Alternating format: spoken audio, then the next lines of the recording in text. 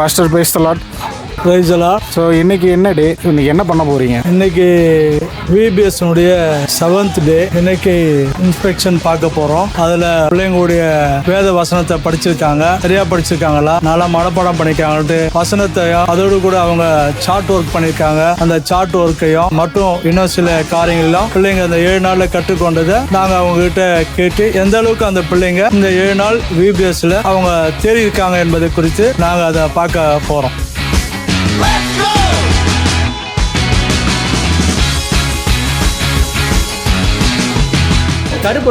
காத்துக்கொள். ரட்சிப்பை காத்துக்கொள், இதயத்தை காத்துக்கொள், விசுவாசத்தை காத்துக்கொள், பொறுமையை காத்துக்கொள், நாமை காத்துக்கொள், நல்ல வேலை காத்துக்கொள், கட்டளை காத்துக்கொள். நான் இன்னும் திறந்தாரா?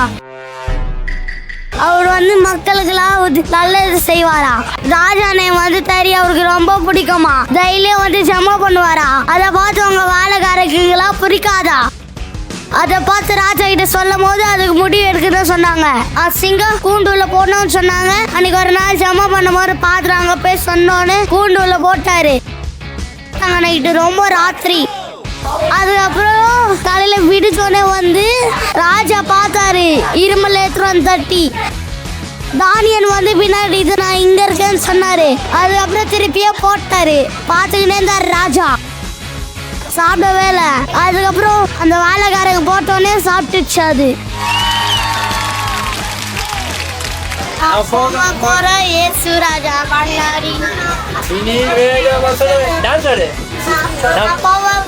இயேசு ராஜா பின்னாடி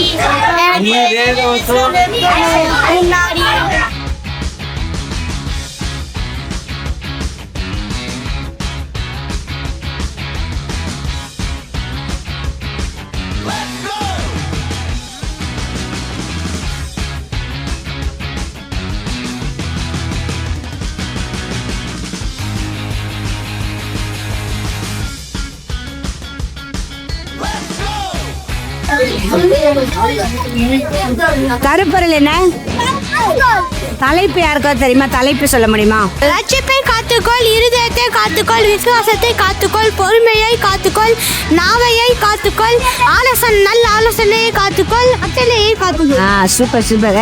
யாராவது கதை சொல்லுங்க, உங்க கிளாஸ்ல எடுத்த கதை. அண்ணாலும் எல்பானாவும் 2 பேர் இருந்தாங்க. அவங்க ரொம்ப வருஷமா குழந்தைய பிறக்கல. இல்லையா சர்ச்சுக்கு போவாங்க, ஏசப்பாட்ட வேண்டுவாங்க, இந்த மாதிரி குழந்தை கிடைக்கணும். அது மாதிரி ஒரு நாள் போயிட்டு இருக்கும் போது ஒரு பிரதான ஆசிரியர் ஏன் இந்த மாதிரி அழுவுற அப்படின்னு கேட்டபோது எனக்கு ரொம்ப வருஷமா குழந்தை இல்லை அப்படின்னு சொன்னாங்க. அப்போ பிரதான ஆசிரியர் சொன்னாரு, இந்த மாதிரி உங்களுக்கு குழந்தை பிறக்கும், ஏசப்பா உங்களுக்கு குழந்தை கொடுப்பாரு அப்படின்னு சொன்னானே.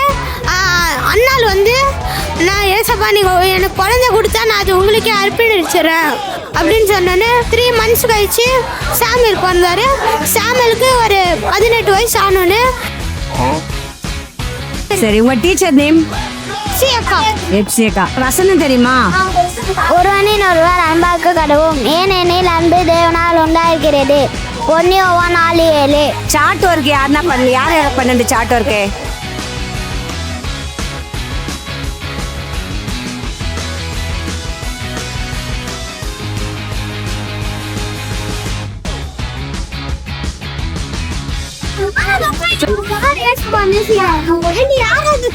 யார் ஏசப்பாவை நேசிக்கிறார்கள்? ஓபன் பண்ணுமா? இது ஏசப்பா யாரை நேசிக்கிறாங்கன்னு கேட்டாரு. யாரை நேசிக்கிறாங்க?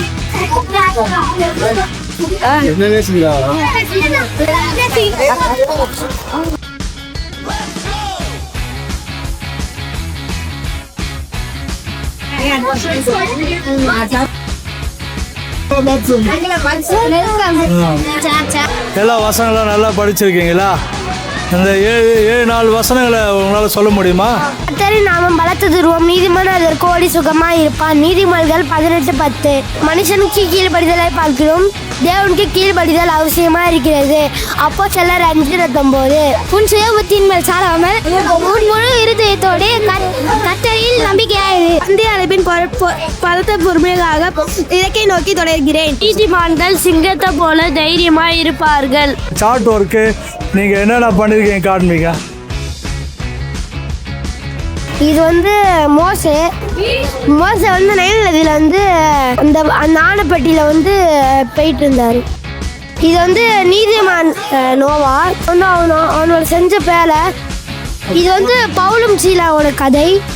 போலீஸ் வந்து பவுலும் சீலாவும் பிடிச்சி ஜெயிலில் போட்டோன்னையும் பவுலும் சீலாவும் அப்போ கூட துடிச்சுட்டே இருந்தாங்க. ஒரு நாள் நைட்டு வந்து பூமி அதிர்ச்சி வந்தது. அதில் வந்து சிறைசாலி விலங்கு எல்லாமே உடஞ்சி மற்ற எல்லாருமே தப்பிச்சு போட்டாங்க. பவுலும் சீலாவை மட்டும் செக்யூரிட்டி மேனும் தெரிந்தார். அவரை வந்து ரட்சிக்கப்பட வச்சாங்க.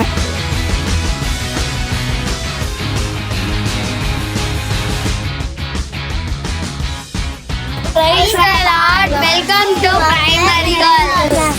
தலைப்பு ரட்சிப்பை காத்துக்கொள், இதயத்தை காத்துக்கொள், விசுவாசத்தை காத்துக்கொள், பொறுமையை காத்துக்கொள், நாணத்தை காத்துக்கொள். சரி, சார்ட் ஒர்க் யாரெல்லாம் பண்ணது? சார்ட்டெல்லாம் எதெல்லாம் பண்ணீங்க?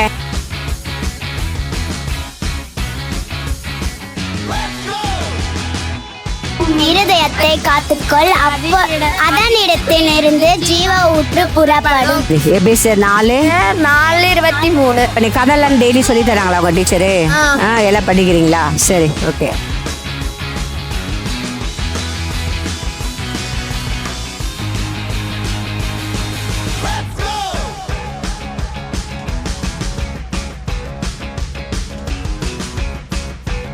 ரட்சிப்பை காத்துக்கொள், இருதயத்தை காத்துக்கொள், விசுவாசத்தை காத்துக்கொள், நாவை காத்துக்கொள், பொறுமையை காத்துக்கொள், நல்ல ஆலோசனையை காத்துக்கொள், கட்டளையை காத்துக்கொள். சார்ட் ஒர்க்கெல்லாம் என்ன பண்ணியிருக்கீங்களா நீங்க?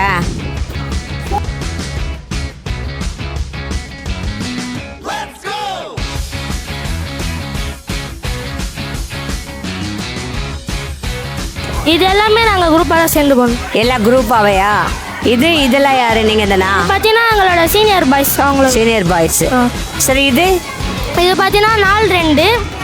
இது பார்த்தீங்கன்னா நல்ல வேலை செய்ய ஒன்றுபட்ட யூதர். இது ஏன் ஸ்பைடர் மேன் வச்சுக்கிறீங்க? கதையில வருதா? இல்லை உங்க புக்ஸ்ல வந்துதா?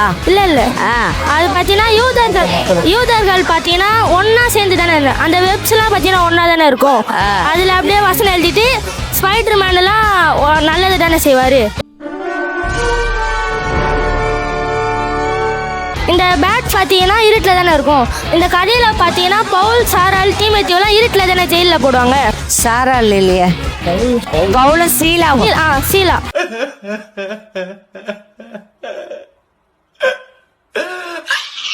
தீமோத்தேயு அவங்கள பார்த்தீங்கன்னா இருட்டில் ஜெயிலில் போட்டாங்க. அதனால பேட் வச்சு பண்ணோம்.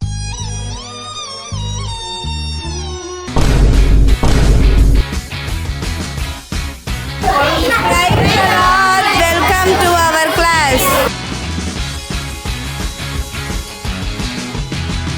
கருப்பொருளை சொல்ல முடியுமா? காத்துக்கொள். தலைப்பு ரட்சிப்பை காத்துக்கொள், ரட்சிப்பை காத்துக்கொள். வசனங்களை சொல்ல முடியுமா? வழியை கட்டரத்தில் ஒப்புவித்து அவர் மேல் நம்பிக்கையார், அவரே காரியத்தை வைக்க பண்ணுவார். சங்கீதம் 37:5. 4:1 வசனம். எழுது கட்டுவோம் வாடுங்கள் என்று சொல்லி அந்த நல்ல வேலைக்கு தங்கள் கைகளை தினப்படுத்தினார்கள். கர்த்தர் எனக்கு சகாயர், நான் பயப்படேன், மனுஷன் எனக்கு என்ன செய்தான். எபிரேயர் 13:6. அசதியாய் ரமல் ஜாக்கிரதையாய் இருங்கள். ரோமர் 12:11. தேவன் அருளிய சொல்ல முடியாத ஈவுக்காக அவருக்கு ஸ்தோத்திரம். 2 கொலோசியர் 9:15.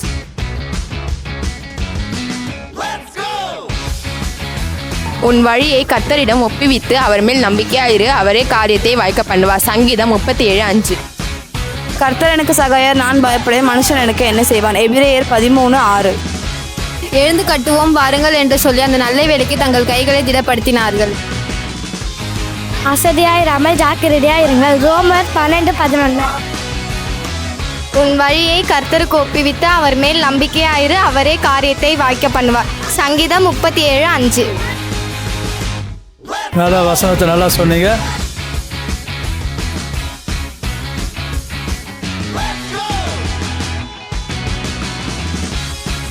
வேற ஸ்டோரிஸ் எதனா சொல்ல முடியுமா யாராவது?